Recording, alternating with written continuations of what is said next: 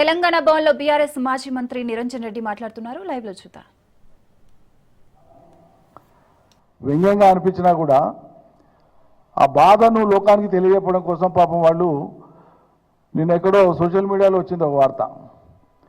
మిత్రుడి జన్మదినం కోసం యూరియా బస్తాను తీసుకొని పోయి బర్త్డే గిఫ్ట్ అని చెప్పి ఇచ్చినారు. సోషల్ మీడియాలో తిరుగుతుంది అది. గతంలో ఇట్లే ఢిల్లీ సర్కారు రాజ్యమేలేటువంటి టైంలో ఉల్లిగడ్డల సరఫరా చక్కగా లేక ఉల్లిగడ్డల మీద వచ్చినన్ని సెటైర్స్ బహుశా దీని మీద రాకుంటాయి. ఆఖరికి ఉల్లిగడ్డను తీసుకొని పోయి బర్త్డేకు హ్యాపీ బర్త్డే అని చెప్పి ఒక ఉల్లిగడ్డని ఇస్తే అదే గొప్ప వరం అనుకునేటువంటి స్థితి ఉంది. ఇక ఉల్లిగడ్డలు కూడా ఇవ్వలేని ఇంత దిక్కుమాల మార్కెటింగ్ ఉంది ఈ రాష్ట్ర ప్రభుత్వాన్ని అని చెప్పి ఆనాడు ఢిల్లీ ప్రభుత్వాన్ని ఉల్లిగడ్డ ఓడగొట్టింది. అప్పుడు జరిగిన ఎన్నికలలో ఉల్లిగడ్డనే ఆనాటి ఢిల్లీ ప్రభుత్వాన్ని ఓడగొట్టింది. వాళ్ళే అంగీకరించారు, ఓడిపోయిన వాళ్ళే. ఈరోజు పుట్టినరోజుకు యూరియా బస్తా బహుమతి ఇచ్చిన రైతులు.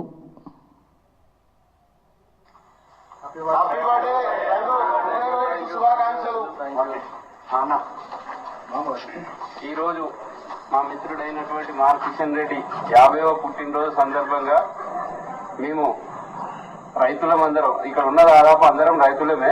కాకపోతే యూరియా కొరత వల్ల ఇది ఒక గిఫ్ట్ ప్లస్ నిరసన విధంగా తెలియజేస్తూ ఈ యూరియాను ఒక బస్తా ఒకరికి ఒకే బస్తా ఇస్తున్నారు. కాబట్టి ఈ మార్ కిషన్ రెడ్డి అనే రైతుకు మేమందరం కలిపి ఒక యూరియా బస్తా బహుమతిగా ఇవ్వడం జరుగుతుంది.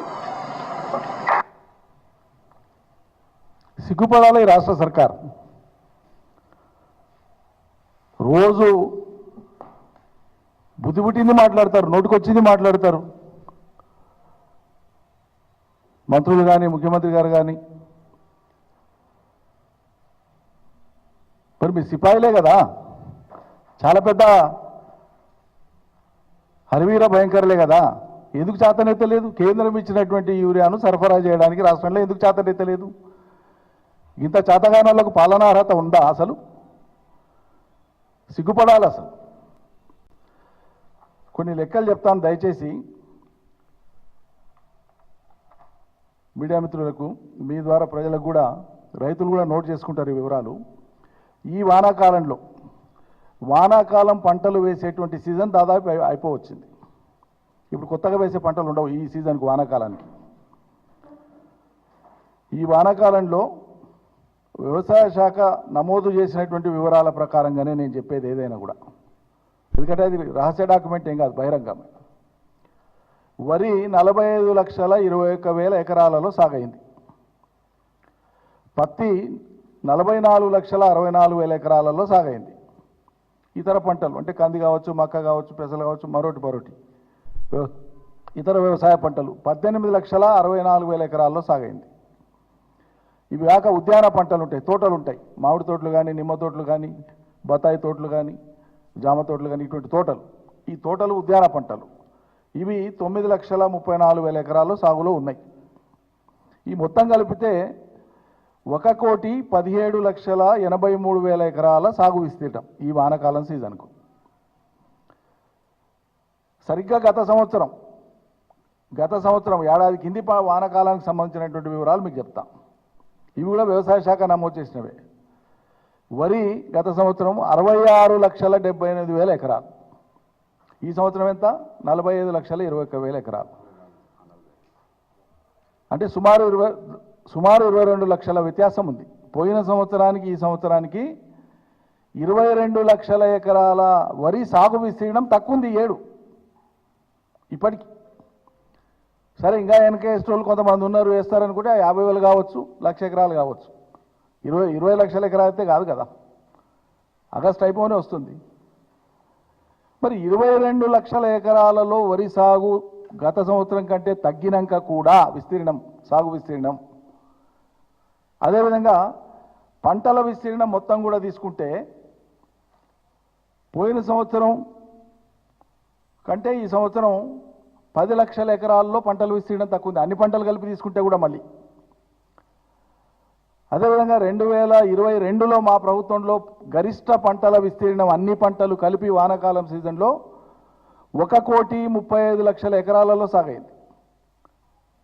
1,35,00,000 ఎకరాలలో అన్ని పంటలు కలిపి వానాకాలం సీజన్లో సాగైన సందర్భంలో కూడా ఇదే 10 లక్షల మెట్రిక్ టన్నుల యూరియాను మేము సక్రమంగా మొత్తం 1,35,00,000 ఎకరాల అన్ని పంటలకు, వరికి, పత్తికి, అన్ని పంటలకు మేము సరఫరా సజావుగా చేసినప్పుడు ఇలా 22 లక్షల ఎకరాలలో వరి తగ్గి ఉండంగా కూడా, మొత్తం విస్తీర్ణం 10 లక్షల ఎకరాలు తగ్గి ఉండంగా కూడా ఈ సర్కారు ఎందుకు సరఫరా చేయలేకపోతుంది? ఇది సర్కారు యొక్క ఘోరమైన వైఫల్యం కాదా?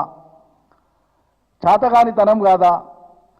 మీ చాతగానితనానికి, మీ నిర్వహణ వైఫల్యానికి రాష్ట్ర రైతులు మూల్యం చెల్లించాలనా? వాళ్ళు కష్టాలు పడాలనా? వాళ్ళని కష్టాలు పెట్టడానికినే మిమ్మల్ని ఎన్నుకున్నారా? గత పాలన కంటే మరింత మెరుగ్గా ఏదో చేస్తామని చెప్పి కదా మీరు హామీ ఇచ్చింది, వాళ్ళు నమ్మింది. కానీ మీరు చేస్తున్నది ఏంటి? ఎరువుల సరఫరాను కూడా సవ్యంగా చేయలేనటువంటి దుస్థితి మీది. ఒక వానాకాలానికి సంబంధించి కేంద్ర ప్రభుత్వం ఎప్పుడైనా సరే ఏప్రిల్ మాసం కంటే ముందే ఫిబ్రవరి టు మార్చి మధ్యలోనే వాళ్ళు అలాట్మెంట్ ఇస్తారు, ప్లాన్ అలాట్మెంట్ ఇస్తారు ప్రతి సంవత్సరం దేశంలోని అన్ని రాష్ట్రాలకు. పోయిన వారం చెప్పినప్పుడు కూడా నేను అంశం చెప్పిన. కేంద్ర ప్రభుత్వం ఇచ్చేటువంటి అలాట్మెంట్కు ప్రామాణికత ఏంటి అంటే, అంతకు ముందు సీజన్లో మీరు వాడినటువంటి ఎరువుల వాడకం గరిష్టంగా ఎంత, పంటల విస్తీర్ణం ఎంత, ఇప్పుడు ఏమైనా పెరుగుదల తరుగుదల ఉంటుందా అది అంచనా వేసుకొని గత సంవత్సరం ఇచ్చిన దాన్ని దృష్టిలో పెట్టుకొని ఇస్తారు. ఈ సంవత్సరం వానాకాలానికి కూడా కేంద్ర ప్రభుత్వం ఇచ్చినటువంటి అలాట్మెంట్ 9,80,000 మెట్రిక్ టన్నుల యూరియాను అలాట్మెంట్ ఇచ్చింది ఈ రాష్ట్రానికి, తెలంగాణకు. అది ఏప్రిల్ టు ఆగస్ట్ లోపల కంప్లీట్గా డిస్ట్రిబ్యూట్ అయిపోవాలి. సెప్టెంబర్ మాసం కుషన్ పెట్టుకుంటారు కానీ సెప్టెంబర్ వరకు లాగరు. ఆగస్ట్ లోపలనే డ్రాయల్ అయిపోవాలి, అప్లికేషన్ కూడా అయిపోతుంది యూరియా. సెప్టెంబర్లో కొద్ది మాత్రమే ఉంటుంది. ఏప్రిల్ టు ఆగస్టు వరకు మొత్తం ఏప్రిల్ టు సెప్టెంబర్ వరకు ఇచ్చేటువంటిదేమో 9,80,000 మెట్రిక్ టన్నులు. కానీ ఆగస్టు వరకు రాష్ట్ర ప్రభుత్వం సరఫరా చేయవలసింది ఎంత? ఆగస్టు నెలాఖరు వరకు అంటే 8,30,000 మెట్రిక్ టన్నులు సరఫరా చేయాలి. మిగిలినటువంటిది సెప్టెంబర్ కోసం వాడుకుంటారు, ఆ 1,00,000 ఇటు అటు ఉండేది. కానీ ఈ రోజు వరకు, ఆగస్టు వరకు ఈ రాష్ట్రంలో జరిగినటువంటి యూరియా సరఫరా ఎంత జరిగిందంటే 5,25,000 మెట్రిక్ టన్నులు మాత్రమే జరిగింది.